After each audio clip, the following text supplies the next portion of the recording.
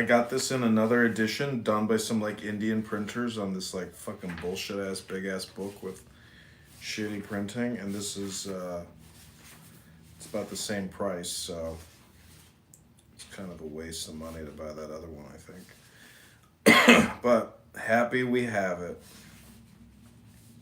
Okay, this is Kabbalistica de Arte. This is for YouTube. I hope you enjoy.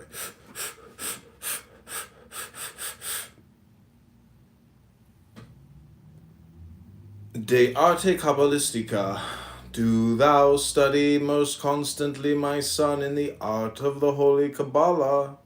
Know that herein the relations between numbers, though they be mighty in power and prodigal of knowledge, are but lesser things, for the work is to reduce all other conceptions to these of number, because thus thou wilt lay bare the very structure of thy mind, whose rule is necessity rather than prejudice.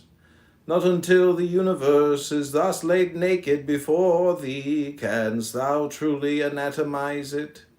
The tendencies of thy mind lie deeper far than any thought, for they are the conditions and the laws of thought, and it is these that thou must bring to naught. This way is most sure, most sacred, and the enemies thereof most awful, most sublime. It is for the great souls to enter on this rigor and austerity. To them the gods themselves do homage, for it is the way of utmost purity. De vita corrigenda. Know, son, that the true principle of self-control is liberty. For we are born into a world which is in bondage to ideals. To them we are perforce fitted, even as his enemies to the bed of Procrustes. Each of us, as he groweth, learn repression of himself and his true will. It is a lie, this folly against self. These words are written in the book of the law. So therefore those passions in ourselves which we understand to be hindrances are nor art nor part of our true will, but diseased appetites manifest in us through false early training. Thus the tabus of savage tribes in such a matter as love constrain that true love which is born in us, and by this constraint come ills of body and mind. Either the force of repression carries it, and creates neuroses and insanities, or the revolt against that force, breaking forth with violence, involves excesses and extravagances. All these things are disorders, and against nature. Now then learn of me the testimony of history and literature is a great scroll of learning, but the vellum of the scroll is of man's skin, and its ink of his heart's blood.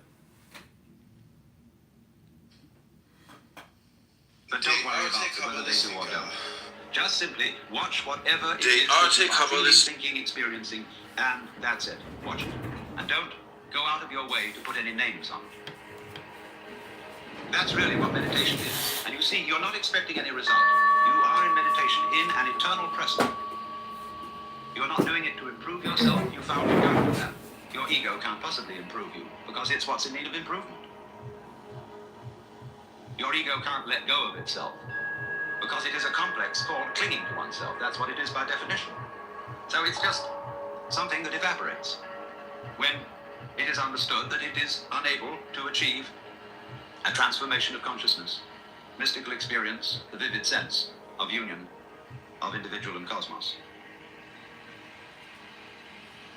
So, one of the easiest ways to enter into the state of meditation is therefore listening to what is, using the sense of sound. When you listen to sound, you listen to it, just the random sounds, that are going on in the room, in the street, as if you were listening to music, without trying to identify